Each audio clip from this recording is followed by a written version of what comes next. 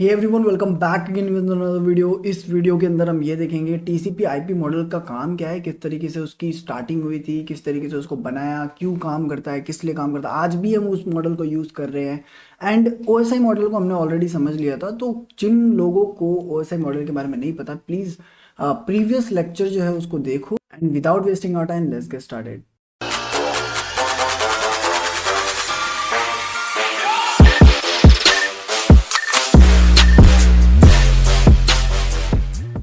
तो last time हमने OSI model के बारे में पढ़ लिया था कि ओएसआई मॉडल होता क्या है, किस तरीके से काम करता है। एंड आज हम देखेंगे टीसीपी आईपी मॉडल। ठीक है, अब जो टीसीपी आईपी मॉडल होता है वो कैसे काम करता है, किस तरीके से काम करता है, ये सारी चीज़ें हम आज की वीडियो में देखने वाले हैं। एंड ये जो लेक्चर होने वाला बहुत इंपॉर्टेंट है, बिकॉज नेटवर्किंग की पूरी जो बेस है वो इस पे टिकी हुई है। ये मान लो ओएसआई मॉडल तो एक रेफरेंस मॉडल था जिसको हम समझते हैं। नाउ समझते हैं टीसीपी आईपी मॉडल होता क्या है। तो जो टीसीपी आईपी होता है उसके अंदर जो आगे का टीसीपी दे रखा है उसको हम बोलते हैं transmission control protocol. What? Transmission control protocol. ठीक है, अब जो ट्रांसमिशन कंट्रोल प्रोटोकॉल होता है वो काम करता है आपका किस पे? आपका ट्रांसपोर्ट लेयर पे। Transport layer. अब ये कहाँ है? आप यहाँ पे देखोगे तो इस लेयर पे काम करता है क्या? आपका TCP, transmission control protocol. Now यहाँ पे जो आईपी दे रखा है that is internet protocol. Internet protocol. Now internet protocol जो है वो आपका काम करता है नेटवर्क लेयर पे। ठीक है, आपका ट्रांसमिशन कंट्रोल प्रोटोकॉल काम करता है आपका ट्रांसपोर्ट लेयर पे। एंड आपका जो आईपी पार्ट है जिसको हम इंटरनेट प्रोटोकॉल बोलते हैं वो आपका काम करता है नेटवर्क लेयर पे, जो कि यहाँ पे है। इसके जस्ट नीचे वाली लेयर को हम नेटवर्क लेयर बोलते हैं, उसके ऊपर वाली को हम ट्रांसपोर्ट लेयर बोलते हैं। ठीक है, अब बात आती है कि हमने इसके बारे में समझ लिया कि टीसीपी क्या होता है, आईपी क्या होता है, कौन कौन से लेयर्स पे ये काम करते हैं, लेकिन इसका काम क्या है, क्यों यूज़ करा जाता है टीसीपी आईपी मॉडल को। तो टीसीपी आईपी मॉडल को यूज़ इसलिए करा जाता है जैसे कि हमने ओएसआई मॉडल को यूज़ करा था कि लाइक दो डिफरेंट वेंडर्स के बीच में कम्युनिकेशन कराने के लिए, तो सेम पर्पस इसका भी था। मतलब टीसीपी आईपी मॉडल को भी हम इसलिए यूज़ करते हैं क्योंकि दो अलग अलग वेंडर्स, मतलब दो अलग अलग कंपनी मान लो, चलो ठीक है, दो अलग अलग कंपनी एक दूसरे से बात कर सके, कम्युनिकेशन कर सके, उस चीज़ को पॉसिबल करने के लिए हमने टीसीपी आईपी मॉडल को इंट्रोड्यूस करा। लेट सपोज मैं इंडिया के अंदर हूँ, ठीक है, और मुझे यूएस से कांटेक्ट करना है। तो पहले के ज़माने में ये नहीं हो पाता था। उस चीज़ को पॉसिबल करने के लिए टीसीपी आईपी मॉडल को इंट्रोड्यूस करा ताकि ये जो प्रॉब्लम थी इस चीज़ को सॉल्व करा जा सके। दो अलग अलग कंपनीज, दो अलग अलग वेंडर्स, दो अलग अलग लोग, कंप्यूटर्स कम्युनिकेट कर सके एक दूसरे से। ठीक है, अब यहाँ पे थोड़ा सा आगे बढ़ेंगे तो आपको एक चीज़ समझ आएगी कि जो ओएसआई मॉडल था, ओएसआई मॉडल के अंदर 7 लेयर होते, 1 2 3 4 5 6 7। एंड यहाँ पे टीसीपी आईपी मॉडल की बात करें तो मैं आपको दिखाता हूँ, नीचे मैंने एक फोटो रखी है। टीसीपी आईपी मॉडल की बात करें तो we are having 4 layers, 1 2 3 and 4। यहाँ पे 4 लेयर्स हमें दिखने को मिल रही है और ओएसआई मॉडल के अंदर हमें 7 लेयर्स देखने को मिल रही है। अब ऐसा क्यों हुआ, किस लिए बनाया, क्या रीज़न था, उसके बारे में हम जानते हैं। तो आप लोगों के दिमाग में भी एक सवाल आया होगा कि कई जगह पे हमने कई बुक्स के अंदर देखा है कि जो ओएसआई लेयर होती है उसमें 7 लेयर्स होते हैं। ठीक है, वो हर जगह पे सेम है, मतलब यहाँ पे कोई चेंजेस नहीं है। मतलब हर कोई, अगर हर कंट्री, हर लोग, हर बुक्स, हर वीडियोस के अंदर जो पढ़ाया जाता है आपको ओएसआई मॉडल के बारे में, तो वो देते हैं क्या कि ओएसआई मॉडल के अंदर 7 लेयर्स होती हैं, राइट। बट अगर हम बात करते हैं टीसीपी आईपी मॉडल की, तो टीसीपी आईपी मॉडल के बारे में बहुत बड़े मिथ और बहुत सारे कन्फ्यूजन्स आपके दिमाग में आ जाते होंगे कि कई बुक्स में दे रखा है 5 लेयर होती है, कई बुक्स के अंदर दे रखा है कि 4 लेयर होती हैं। लेकिन एक्चुअल में कितने लेयर्स होते हैं इसके बारे में लाइक किसी का कंफर्मेशन नहीं है यहाँ पे। बट उसका रीज़न क्या है, उस रीज़न को हम आज इस वीडियो के अंदर देखने वाले हैं। आगे को लेक्चर को प्रोसीड करते हैं। नाउ यहाँ पे तो 4 लेयर दे रखी है, बट हम यहाँ पे अपने वीडियो के अंदर, हम इस लेक्चर के अंदर हम 5 लेयर को भी समझेंगे। और यहाँ पे हम ये भी समझेंगे कि 5 लेयर क्यों दी गई और 4 लेयर क्यों दी गई, और दोनों के बीच में रीज़न क्या है, और ओएसआई बनाने को रीज़न क्या था, और टीसीपी आईपी को बनाने का रीज़न क्या था। तो वापस से हिस्ट्री के अंदर आते हैं। हिस्ट्री की अगर बात करें तो आप लोगों को पता है कि जो टीसीपी आईपी मॉडल था, टीसीपी आईपी मॉडल था, उसको बनाया था किसने? आरपानेट ने, ARPA नेट। अब आप बोलोगे कि ये क्या है, तो आप लोगों ने अगर मेरी लेक्चर्स जो हैं वो एकदम ध्यान से लिए हैं तो आप लोगों को पता होगा कि आरपानेट क्या है। आप मेरे फर्स्ट लेक्चर को वापस से देखो जाके, वो बेसिक पार्ट है, इंट्रोडक्शन पार्ट है। आप जब उसको देखोगे तो आपको समझ आएगा कि एक्चुअल में मैं किस चीज़ की बात कर रहा हूँ। तो इसको बनाया था ARPANET ने, ठीक है। कब बनाया था, कैसे बनाया था, क्यों बनाया था, किस चीज़ के लिए बनाया था, रीज़न क्या था उसको बनाने का, क्या प्रॉब्लम्स फेस करी थी, वो सारी चीज़ें मैंने कवर कर ली है पहले की वीडियोज़ के अंदर। तो please go and watch that video. और जिन लोगों के पास वो कोर्स नहीं आया, please enrol to the course. ये कोर्स आपको पूरा कंबाइन होकर आपको एक जगह पे मिल जाएगा। दैट इज़, आपको हैकर्स लॉन्च की वेबसाइट पे आना है। यहाँ पे जाने के बाद आपको कोर्स सेक्शन पे जाना है। कोर्स सेक्शन पे क्लिक करोगे तो आपके सामने बहुत सारे कोर्सेज आ जाएंगे यहाँ पे। और यहाँ पे एक फ्री नेटवर्किंग कोर्स कंप्लीट पूरा दे रखा है जो कि फ्री ऑफ कॉस्ट। आप इसको जाके एनरोल कर लो। वाई? बिकॉज अभी तो ये ट्रेनिंग जब तक चल रही है तब तक ये फ्री रहेगी, लेकिन जैसे ये ट्रेनिंग कंप्लीट हो जाती है तो मे बी ये शायद तक पेड हो सकती है। So without wasting your time please go and buy this course right now, because अभी प्रेजेंट टाइम पे ये पूरी ट्रेनिंग आपको फ्री में मिल जाएगी। एंड इन फ्यूचर जो भी लेक्चर्स इसके अंदर ऐड ऑन होते हैं वो सारे के सारे आपको एक्सेसिबल होंगे। अगर मैं इस पर क्लिक करता हूँ तो यू कैन सी हियर, मैं नीचे जाके देख सकता हूँ कि इसके जो लेक्चर्स हैं वो सारे के सारे यहाँ पे एडेड है। मतलब सेशन 1 2 3 4 5 6 7 8 एवरीथिंग इज हियर। अब जो 9 सेशन है वो मैं भी प्रेजेंट टाइम पे ले रहा हूँ, ठीक है। तो जैसे जैसे इसके सेशंस बढ़ते जाएंगे, जैसे जैसे ये कोर्स बड़ा होता जाएगा, तो you will be able to access everything in single place. एक जगह पे सारी चीज़ें आपको मिल जाएंगी। इसलिए मैं बोल रहा हूँ आप लोग जाओ इस वेबसाइट पे एंड ट्राई करो, इसको जल्दी से जल्दी एनरोल कर लो। तो अभी आप यहाँ पे देख सकते हो कि यहाँ पे ये जो पूरा कोर्स है 6 घंटे का कंप्लीट हो चुका है, राइट। एंड ये ट्रेनिंग अभी जस्ट स्टार्ट हुई है। यू कैन इमेजिन कि एक ट्रेनिंग कितनी बड़ी हो सकती है, क्योंकि अभी इसकी जो ट्रेनिंग के जो लेक्चर्स है अभी जस्ट स्टार्ट हुए हैं, ओके। तो that's all for this one. वापस आते हैं लेक्चर पे। एंड यहाँ पे आप देख सकते हो कि जो आपका TCP/IP मॉडल था वो ARPANET ने बनाया था, ठीक है। और किस पर्पज़ से बनाया था वो भी आपको पता है, ताकि दो अलग अलग डिफरेंट वेंडर्स जो है वो एक दूसरे से कम्युनिकेट कर सके। जो प्रॉब्लम थी उसको सॉल्व करने के लिए हमने यहाँ पे TCP/IP मॉडल को बनाया था। अब हमने बात करी थी कि ये 5 लेयर भी होते हैं और 4 लेयर भी होते हैं। तो एक्चुअल में 5 लेयर होता है कि 4 लेयर होता है हमें ये नहीं पता, ठीक है। तो इस चीज़ का भी सॉल्यूशन आज मैं आपको दे दूंगा यहाँ पे। इसके साथ साथ जो OSI लेयर होती है वो 7 लेयर्स की होती है, जिसको हम बोलते हैं रेफरेंस मॉडल, ठीक है, रेफरेंस मॉडल। अब रेफरेंस मॉडल इसको नाम क्यों दिया गया है? क्योंकि देखो क्या होता है ना कि जब भी हम किसी चीज़ को डेवलप करना चाहते हैं, जब भी हम किसी सॉफ्टवेयर को डेवलप करते हैं या किसी थ्योरी को डेवलप करते हैं, तो we want a documentation, right. हम बोलते हैं कि हमें उसकी प्रॉपर पूरी डॉक्यूमेंटेशन चाहिए कि वो कैसे कैसे बनेगा, राइट। हमने जब बात करी, हमने बोला कि यार हमें 2 डिफरेंट वेंडर्स को कम्युनिकेट कराना है, हमें यहाँ से A से B को कम्युनिकेट कराना है, ठीक है। ये इंडिया में है और ये US में है, हम दोनों को अलग अलग को कम्युनिकेट कराना है, ठीक है। अब जब कम्युनिकेट कराना है तो किस तरीके से कराएंगे, उसका पूरा प्रोसेस जो होगा वो पूरा प्रोसेस मुझे लिख के दो। तो वो लिखा गया OSI मॉडल के नाम से, जिसको हमने 7 लेयर्स के अंदर डिवाइड कर दिया। हमने बोला कि ये सारी लेयर्स जब यूज होगी तो डेटा कम्युनिकेशन होगा एक वेंडर से दूसरे वेंडर के बीच में, हमने ये बोल दिया। और उसको बोल दिया कि ये रेफरेंस मॉडल है, मतलब इसकी पूरी डॉक्यूमेंटेशन पूरी प्रिपेयर करके हमने रख ली। पर जब हम बात करने आए कि हमें बनाना है अब पूरा का पूरा मॉडल को एग्जैक्टली इम्प्लीमेंट करके, ठीक है, तो जब इम्प्लीमेंटेशन की बात आई तो इम्प्लीमेंटेशन हमने करा TCP/IP मॉडल का। अब देखो यहाँ पे एक कंसेप्ट आता है, दैट इज TCP/IP मॉडल को अगर आप ध्यान से देखोगे तो वो एग्जैक्टली सेम है OSI मॉडल में, बस थोड़ी सी चीज़ें मर्ज हो गई हैं। बाकी सब कुछ सेम मिलेगा आपको यहाँ पे TCP/IP मॉडल के अंदर भी और साथ ही साथ आपको OSI मॉडल के अंदर भी। अब ये डिफरेंस क्या है? इस डिफरेंस को समझने के लिए हम यहाँ पे अगर इस इमेज को देखते हैं तो यू कैन इमेजिन कि जो एप्लीकेशन लेयर है, प्रेजेंटेशन लेयर है, सेशन लेयर है, इन तीनों को कंबाइन कर दिया गया है यहाँ पे और एक नाम दे दिया एप्लीकेशन लेयर, ठीक है। ट्रांसपोर्ट लेयर जो दे रखी है उसको as it is transport layer का नाम दिया गया, ठीक है। नेटवर्क को एज इट इज इंटरनेट का नाम दिया गया है एंड डेटा लिंक और जो फिजिकल थी इन दोनों को मर्ज करके नेटवर्क का नाम दिया गया, ठीक है। तो आप यहाँ पे समझ सकते हो ऊपर की 3 लेयर और नीचे की 2 लेयर को मर्ज करके एप्लीकेशन और नेटवर्क दे दिया, बाकी एज इट इज सेम है। वर्किंग से लेके सब कुछ यहाँ पे सेम है OSI मॉडल में और TCP/IP मॉडल में। यहाँ पे हमने इसको 4 लेयर्स के अंदर डिवाइड कर दिया और यहाँ पे हमने 7 लेयर्स के अंदर डिवाइड कर दिया। इसका मतलब क्या है, जो वर्किंग मैंने आपको OSI मॉडल के अंदर बताई थी सेम वर्किंग आपकी TCP/IP मॉडल के अंदर भी होगी, बस नाम थोड़े से अलग हो गए हैं, मर्ज कर दिया गया है लेयर्स को, ओके। अब ये तो बात होगी 4 लेयर्स की। अब मैं बात करूं कि मुझे तो 5 लेयर्स पढ़ाया गया है। तो 5 लेयर्स किस तरीके से यहाँ पे काम करते हैं वो समझते हैं। एप्लीकेशन लेयर से लेके प्रेजेंटेशन लेयर को वापस से कंबाइन कर दो और एक नाम दे दो एप्लीकेशन लेयर। वापस से एप्लीकेशन लेयर हम इसको नाम दे देते हैं। एंड ट्रांसपोर्ट लेयर को हम वापस से ट्रांसपोर्ट ही लिख देते हैं,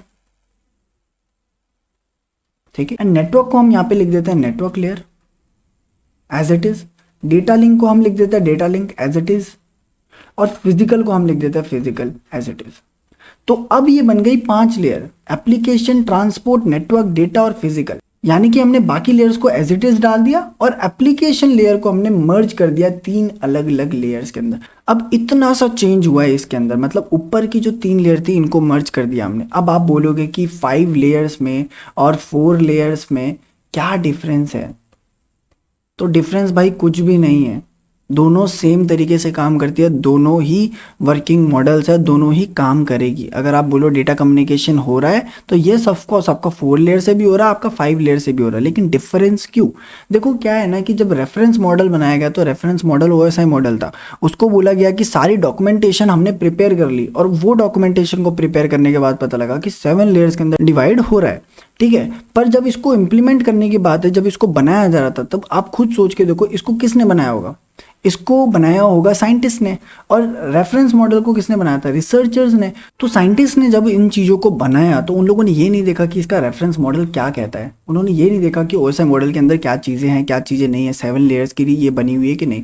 उन्होंने जब बनाया इसको, उन्होंने ये चीज़ें देखी कि जब हमें कम्युनिकेशन कराना है एक वेंडर से दूसरे वेंडर के बीच में, जब हमें कम्युनिकेशन कराना है, हमें इन चीज़ों की नीड पड़ेगी, ठीक है, हमें ये सारी चीज़ें नीड पड़ेगी। तो उन्होंने 5 लेयर बना दी, किसी ने 4 लेयर बना दी, ठीक है। लेकिन वर्किंग दोनों काम आ रही है। और हम जब इसको खोल के देखते हैं ना, हम टीसीपी आईपी मॉडल को जब हम पूरा खोल के देखते हैं तो हमें पता लगता है कि एप्लीकेशन लेयर के अंदर जो चीज़ें काम कर रही है वो ओएसआई मॉडल की 3 अलग अलग लेयर्स के अंदर वर्किंग दे रखी है, ठीक है। तो इससे हमें समझ आता है कि ओएसआई मॉडल जो था वो रेफरेंस मॉडल था और जो आपका टीसीपी आईपी मॉडल था दैट इज अ मॉडल जो कि इम्प्लीमेंटेशन मॉडल था, ठीक है। हमने इसको इम्प्लीमेंट कर दिया लेकिन इन दोनों के बीच में कोई रिलेशन नहीं है। इट्स नॉट लाइक कि इससे ओएसआई मॉडल से इसको बनाया गया, ऐसा कुछ नहीं है। ये रेफरेंस मॉडल को पहले ही डेवलप कर दिया गया था, ठीक है। एंड टीसीपी आईपी मॉडल को जब बनाया गया था तो इट्स लाइक कि यूज़ के बेसिस पे देखा गया था कि जब हम बना रहे हैं उसको, जैसे ही रेफरेंस मॉडल को बनाया गया था, रेफरेंस मॉडल को भी कुछ सोच के बनाया था, राइट। तो जब टीसीपी आईपी मॉडल को बनाया गया था तो वो चीज़ भी कुछ ना कुछ सोच के बनाई थी, ठीक है। तो इसीलिए इसी रीज़न से आपके जो टीसीपी आईपी मॉडल्स हैं किसी किसी के अंदर 5 दे रखे, किसी के अंदर 4 लेयर दे रखे। तो एग्जाम टाइम्स के अंदर, because this is one of the most important thing you can imagine, कि आपका जो टीचर आपको 4 लेयर पढ़ा रहा है लेकिन आप लिख के 5 लेयर आ रहे हो, तो ये गलत नहीं है। टू बी वेरी ऑनेस्ट ये गलत नहीं है, बट अगर आप ऐसा कर देते हो तो by default you can ask your teacher कि लाइक ठीक है ये 5 लेयर्स भी होती हैं, स्टैंडर्ड बुक्स के अंदर भी दे रखा है, ठीक है। इट्स नॉट लाइक कि 5 लेयर नहीं होती है, बट अगर आपका टीचर आपको 4 लेयर पढ़ा रहा है तो फिर आप लोग भी अपने एग्जाम्स के अंदर 4 लेयर लिख के आना। जो टीचर भी आपको जिस तरीके से पढ़ा रहा है you can write that way, ठीक है। आपको उसी तरीके से उसका आंसर देना है, but nothing is wrong. 4 layers भी होती है, 5 लेयर्स भी होती है, दोनों ही लेयर्स एक ही तरीके से काम करते हैं। इट्स लाइक कि बस मर्ज कर दिए गए अलग अलग चीज़ों को, that's why it's creating a issue. Otherwise दोनों का ही सेम काम है, ठीक है। ओएसआई मॉडल का भी सेम ही काम है, टीसीपी आईपी मॉडल का भी सेम ही काम है, ठीक है। एंड 4 लेयर्स का भी सेम काम है, 5 लेयर्स का भी सेम काम है। तो इट्स लाइक कि सबका सेम काम है, बस एक रेफरेंस मॉडल है और एक इम्प्लीमेंटेशन मॉडल है, दैट्स ऑल। नाउ अगर हम यहाँ पे आते हैं एंड यहाँ पे आने के बाद अगर हम ओएसआई मॉडल को देखें तो ओएसआई मॉडल में आपको देखने को मिलेगा कि जो आपकी ऊपर की 3 लेयर्स थी, एप्लीकेशन लेयर थी, प्रेजेंटेशन लेयर थी, सेशन लेयर थी, वहाँ पे आपका जो डेटा है वो डेटा के फॉर्म में ही रहता है। वो डेटा किसी अदर फॉर्मेट में चेंज नहीं होता है, वो डेटा के फॉर्मेट में ही रहता है। जो आपकी इंफॉर्मेशन होती है वो डेटा के फॉर्मेट में होती है। और इसी चीज़ को हमने मर्ज करके एप्लीकेशन का नाम दे दिया, एप्लीकेशन लेयर। मतलब आपका जो क्लाइंट होता है, लेट सपोज आपका एक क्लाइंट है, आप एक डिवाइस यूज़ करो, जैसे आप मोबाइल यूज़ कर रहे हो या फिर आप लैपटॉप यूज़ करो, तो आप जब भी कनेक्ट करते हो किसी भी डेटा कम्युनिकेशन के लिए, कुछ भी करने के लिए, तो आप किस चीज़ से कनेक्ट करते हो? आप एप्लीकेशन लेयर से कनेक्ट करते हो, ठीक है। और उस टाइम पे आप एक इंफॉर्मेशन को सेंड कर रहे हो, that is in the form of data. और ये डेटा आपका एप्लीकेशन लेयर में भी रहता है, प्रेजेंटेशन में भी रहता है और सेशन में भी रहता है। इन तीनों अलग अलग लेयर्स के अंदर आपका जो इन्फॉर्मेशन होता है डेटा की फॉर्मेट में होता है। फिर जैसे ही वो ट्रांसपोर्ट लेयर में जाता है वो सेगमेंट्स के अंदर डिवाइड्स हो जाता है, ठीक है। फिर उसके बाद जैसे ही अब वो नेटवर्क पे जाता है वो पैकेट्स में ट्रांसफर हो जाता है, फिर वो फ्रेम में हो जाता है, फिर वो बिट्स में हो जाता है। तो ये आप देख सकते हो कि इसी वजह से आपको देखने को मिलेगा कि एक लेयर तो ये हो गई, ऊपर 3 को मर्ज कर दिया गया, फिर 2 3 4 5। तो इसलिए आपने देखा होगा कि 5 अलग अलग लेयर्स होती है। कई बार आपने देखा होगा कि इन दोनों को मर्ज कर दिया जाता है एक लेयर के अंदर, जिसको हम नेटवर्क एक्सेस लेयर बोलते हैं, नेटवर्क एक्सेस लेयर। तो इसलिए हमारा 4 लेयर हो जाता है। तो देर इज नो कन्फ्यूजन, 4 भी हो सकता है और 5 भी हो सकता है। अब बातें बहुत सारी होगी मॉडल्स के बारे में कि 4 क्यों होता है, 5 क्यों होता है, ओएसआई मॉडल क्यों बनाया गया, रेफरेंस मॉडल बोला जाता है इसको, इम्प्लीमेंटेशन मॉडल हम टीसीपी आईपी मॉडल को बोलते हैं। तो हमने बहुत सारी बातें कर ली आज में। बट अब आप खुद सोचो कि यूएस गवर्नमेंट ने टीसीपी आईपी मॉडल को क्यों बनाया। उसका रीज़न ये था कि जो नेटवर्क था, यूएस गवर्नमेंट का जो नेटवर्क था, वो अपने नेटवर्क को इतना स्ट्रॉन्ग बनाना चाहते थे, इतना सिक्योर बनाना चाहते थे, डिसेंट्रलाइज करना चाहते थे, ताकि अगर कोई भी डेटा ट्रांसफ़र हो रहा है एक जगह से दूसरी जगह में, अगर डेटा ट्रांसफ़र हो रहा है तो वो कहाँ कहाँ से गया उसके बारे में भी इंफॉर्मेशन किसी को पता ना लगे, ठीक है। बस उसको ये पता हो कि ये सेंडर है और ये है रिसीवर। बस यहाँ पे इतना इतना पता हो कि सेंडर है और ये रिसीवर है, कहाँ कहाँ से डेटा गया है इसके बारे में इंफॉर्मेशन किसी को भी ना पता लगे, ठीक है। आपका जो पूरा जो कनेक्शन है सिक्योर हो, डिसेंट्रलाइज हो। अब टीसीपी आईपी जो है, टीसीपी आईपी जो है उसके 2 यूज़ केस हैं, ठीक है। 2 अलग अलग फीचर्स मान लो, यूज़ केस मान लो। वो क्या है कि भाई आपका जो राउटिंग होता है वो डायनेमिक होता है, डायनेमिक राउटिंग होती है यहाँ पे। डायनेमिक राउटिंग का मतलब क्या होता है? डायनेमिक राउटिंग का मतलब ये होता है कि आपके जो ट्रांसफ़र करने का रास्ता होगा वो रास्ता अलग अलग हो सकता है।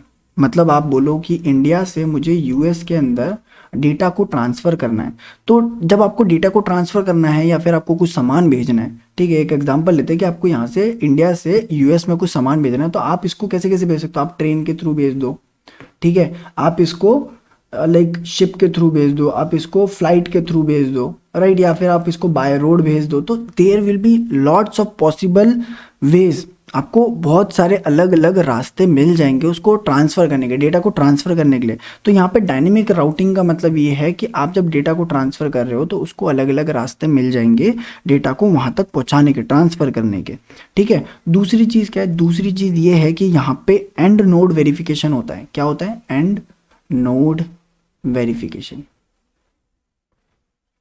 एंड नोड वेरिफिकेशन का मतलब, इसका मतलब यहाँ पे ये होता है कि जो सेंडर होगा और जो रिसीवर होगा उसकी जो एड्रेस की इंफॉर्मेशन होगी वो डेटा ट्रांसफर के थ्रू यूज होगी। मतलब इंडिया से आपको यूएस में अगर डेटा भेजना है तो सेंडर की डिटेल्स और रिसीवर की डिटेल्स, बस इतनी की ज़रूरत है और किसी चीज़ की ज़रूरत नहीं है हमें। मतलब बीच में कैसे जा रहा है, किसके थ्रू जा रहा है, कहाँ पे रुक रहा है, कहाँ नहीं रुक रहा है, वो सारी इंफॉर्मेशन को हमें कोई जानकारी नहीं है, हमें उसका कोई फ़र्क नहीं पड़ता। हमें बस इतना है कि हमने इधर पे सेंडर की इंफॉर्मेशन डाल दी और रिसीवर की इंफॉर्मेशन डाल दी और सेंड कर दिया। और जैसे ही हमने सेंड कर दिया हमें कोई फ़र्क नहीं पड़ता कि बीच में वो कहाँ कहाँ से आ रहा है, बस हमें अपना डेटा पहुँचना चाहिए, हमारा डेटा हमारे पास मिलना चाहिए, वो भी सिक्योरली, ठीक है। वो होता है आपका एंड नोड वेरिफिकेशन। मतलब आप सेंडर और रिसीवर का जो एड्रेस है वो आप डाल रहे हो वहाँ पे डेटा ट्रांसफ़र के टाइम पे, ठीक है। So these are the things जो कि यहाँ पे यूज़ हो रही है। अब थोड़ा वापस से आते हैं अपने डायग्राम के ऊपर। अब इस डायग्राम को थोड़ा सा नीचे कर देते बिकॉज थोड़ा सा गंदा हो गया ये, एंड अब समझते हैं इन चीज़ों को।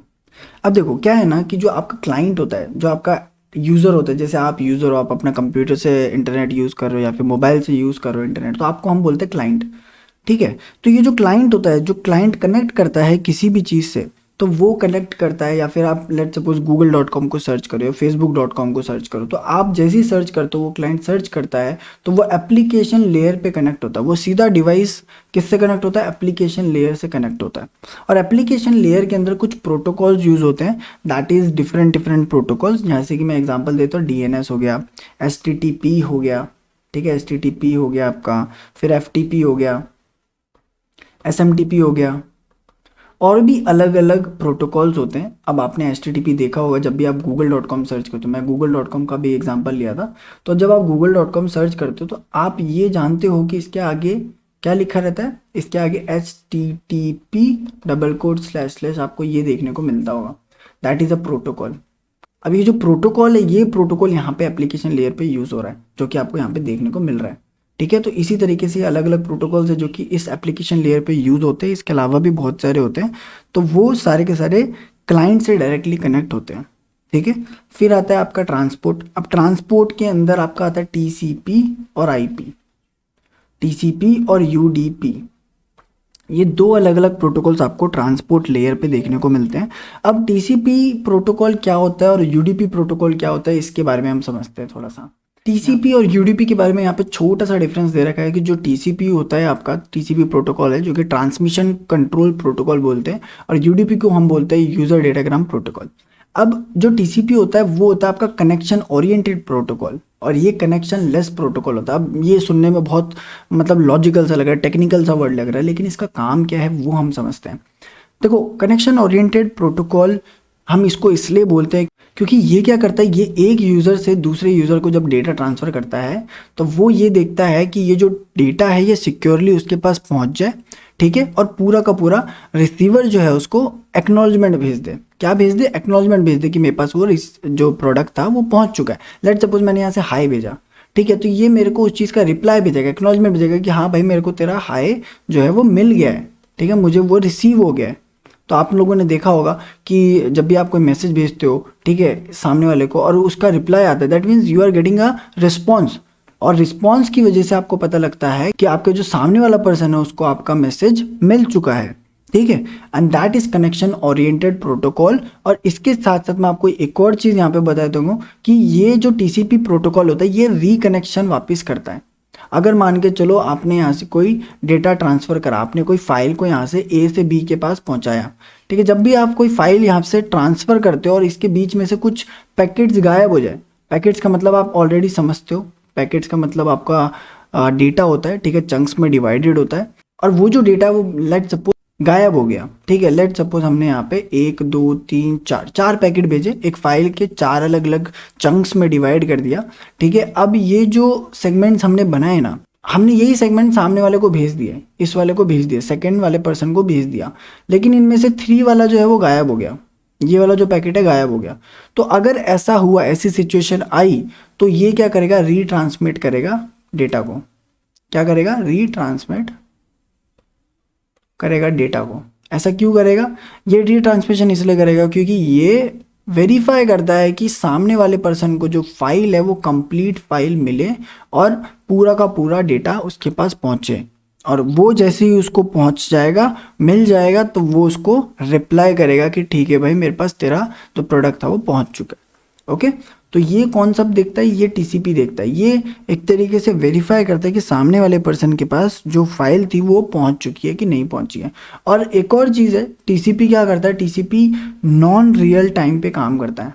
नॉन रियल टाइम, इसका मतलब क्या है? नॉन रियल टाइम का मतलब ये है, ये नॉन रियल टाइम का मतलब मैं आपको UDP से समझाता हूँ। UDP इसका उल्टा है, ये रियल टाइम पे काम करता है। रियल टाइम पे काम करने का मतलब यहाँ पे ये है, जैसे कि आप YouTube लाइव हो, ठीक है, या फिर आप कॉल पे बात कर रहे हो, तो जब भी आप किसी से कॉल पे बात कर रहे होते हैं या YouTube लाइव पे होते हो, तो फिर आपको देखने को मिला होगा कि YouTube की जब वीडियो चल रही होती है वो भी लाइव, तो कभी कभी आपका जो बफरिंग है वो आपको देखने को मिलता है। बफरिंग का मतलब समझते हो? बफरिंग का मतलब ये होता है कि आपकी जो स्क्रीन है वो लोड होने लग जाती है, और फिर जैसे ही आपका इंटरनेट कनेक्शन वापस से सही स्टेबल होता है तो वो आपकी जो वीडियो है वो कंटिन्यू हो जाती है, लेकिन आपकी वीडियो वहीं पे बंद नहीं होती है। अगर आप बात करते हो TCP की, तो वो रीट्रांसमिट करता है डेटा और फिर वो आपकी वीडियो वहीं पे बंद हो जाती है। तो लाइव वीडियो हो गई, लाइव ट्रांसमिशन हो गया, रियल टाइम पे जो ट्रांसमिशन होता है पूरा का पूरा वो यूज़ होता है आपका UDP के थ्रू। आप कॉल पे भी बात करते हो तो कॉल पे भी यही चीज़ होती है। अगर आप किसी से बात कर रहे हो और रियल टाइम पे कोई डेटा गायब हो जाता है, कोई पैकेट्स लॉस हो जाते हैं, तो फिर बीच में से आवाज़ कट जाती है, तो आप बोलते हो कि मेरे को आवाज़ नहीं आई, तो वो वापस से उस चीज़ को रिपीट करता है। राइट। तो यही चीज़ यूडीपी के अंदर होती है और इसी वजह से ये थोड़ा सा फास्ट होता है और आपका जो टीसीपी होता है वो थोड़ा सा स्लो होता है। आई होप आप लोगों को ये चीज़ें समझ आ गई होगी। आगे बढ़ते हैं, these are the theory part हमें करना पड़ेगा, हमें ये लाइक कवर करना पड़ेगा, बिकॉज इसके आगे हम बढ़ नहीं सकते हैं। तो एक बार ये थोड़ा सा कंप्लीट हो जाए फिर हम प्रैक्टिकल्स पे काम करना स्टार्ट करेंगे। तो मे बी शायद तक हम नेक्स्ट लेक्चर से ही प्रैक्टिकल स्टार्ट कर देंगे, तो it will be more fun. And आगे बढ़ते हैं, तो यहाँ पे वापस अपने डायग्राम पे आते हैं and you can see here कि जो आपका ट्रांसपोर्ट लेयर होता है उस पर दो अलग अलग प्रोटोकॉल काम करते हैं, जो कि है टीसीपी एंड यूडीपी। और इंटरनेट पे क्या काम करता है, इंटरनेट लेयर पे आपका आईपी काम करता है। क्या काम करता है, आईपी, जिसको हम इंटरनेट प्रोटोकॉल बोलते हैं। अब इसका काम क्या है, इंटरनेट प्रोटोकॉल का काम यहाँ पे ये होता है कि ये सेंडर और रिसीवर का जो एड्रेस है वो यहाँ पे डाल देता है। सेंडर और रिसीवर का जो एड्रेस है वो यहाँ पे डाल देता है। और ये एक और काम करता है, ये राउटिंग भी देखता है, ये राउटिंग भी देखता है। राउटिंग का मतलब यहाँ पे ये है कि वो किस डायरेक्शन से जाएगा, किस शॉर्टेस्ट डिस्टेंस से जाएगा, वो काम भी ये आईपी वाला पार्ट ही करता है। सेंडर रिसीवर के आईपी एड्रेसेस और राउटिंग का पूरा जो डायरेक्शन है ये सब कुछ यही देखता है इंटरनेट प्रोटोकॉल। ठीक है, फिर आपका आता है नेटवर्क। नेटवर्क क्या करता है, network is the combination of physical layer and data link layer. और ये आपका डायरेक्टली काम करता है मैक एड्रेस के साथ। MAC address is physical address, जिसको हम बोलते हैं परमानेंट एड्रेस। मतलब जब भी आपका लेट सपोज आप एक कंप्यूटर खरीदते हो या मोबाइल खरीदते हो, तो जब भी आप ये डिवाइसेस खरीदते हो ना, मैन्युफैक्चरिंग के टाइम पे इन डिवाइसेस के ऊपर एक नंबर लिखा जाता है, ठीक है, ताकि आइडेंटिफाई करा जा सके ये किसका डिवाइस है। ठीक है, तो ये जो नंबर होता है ये कभी चेंज नहीं होता। आपका जो फिजिकल एड्रेस होता है वो हमेशा परमानेंट एड्रेस हम इसलिए बोलते हैं क्योंकि वो कभी चेंज नहीं हो सकता। हालांकि हम इसको चेंज कर सकते हैं, हम इसके ऊपर एक और लेयर डाल सकते हैं, बट ये चीज़ कैसे होती है वो हम एथिकल हैकिंग के पार्ट के अंदर देखेंगे। Right now what we are doing, ये जो मैक एड्रेस होता है ये चेंज नहीं होता है। अगर आपको चेंज करना है तो आपको अपना नेटवर्क अडेप्टर जो है वो हटा देना पड़ेगा और वापस से नया डालना पड़ेगा, तो आपका मैक एड्रेस चेंज हो सकता है। अदरवाइज अगर आपको उसकी मास्किंग करनी है, इसके ऊपर एक और लेयर डालनी है, तो टूल्स एंड टेक्नोलॉजीज को यूज़ करके आप ये चीज़ कर सकते हो। ठीक है, बट अदरवाइज अगर हम इसका एक एग्जाम्पल ले तो आप ऐसा मान सकते हो कि लेट सपोज जब कोई बेबी जो है वो बॉर्न होता है, ठीक है, जब एक बच्चा पैदा होता है तो उस टाइम पे उसका एक बर्थ सर्टिफिकेट बनता है, राइट। दैट बर्थ सर्टिफिकेट के अंदर उसकी डेट लिखी रहती है कि ये इस डेट पे इस टाइम पे बर्थ हुआ है, ठीक है। तो वो एक नंबर की तरह हो गया कि वो नंबर कभी चेंज नहीं हो सकता, राइट। तो सेम चीज़ जब भी कोई डिवाइस अगर बनता है तो उस डिवाइस के ऊपर एक नंबर डाला जाता है, that number is never changed, वो चेंज नहीं होता है, ठीक है। एंड वो नेटवर्क अडेप्टर के ऊपर छपा रहता है। अगर आपको इसको चेंज करना है तो आपको नेटवर्क अडेप्टर को उखाड़ के फेंकना पड़ेगा, नया डालना पड़ेगा। तो आई गेस आपको सारे कंसेप्ट यहाँ पे समझ आ गए होंगे टीसीपी आईपी मॉडल के बारे में एंड ओएसआई मॉडल के बारे में। जिन लोगों को ओएसआई मॉडल के बारे में नहीं पता था प्लीज़ लास्ट वीडियो को देखो, और इससे पहले भी बहुत सारे सेशंस हो चुके हैं, तो आप सारे लेक्चर्स ले लो तो डेफिनेटली आपको ये सारी चीज़ें समझ आएंगी। Otherwise you will be facing a lot of problem in future videos. तो नेक्स्ट टाइम से हम लोग प्रैक्टिकल्स पे काम करना स्टार्ट कर देंगे। आई होप आप लोगों को ये वीडियो पसंद आई होगी। See you in the next one, bye bye.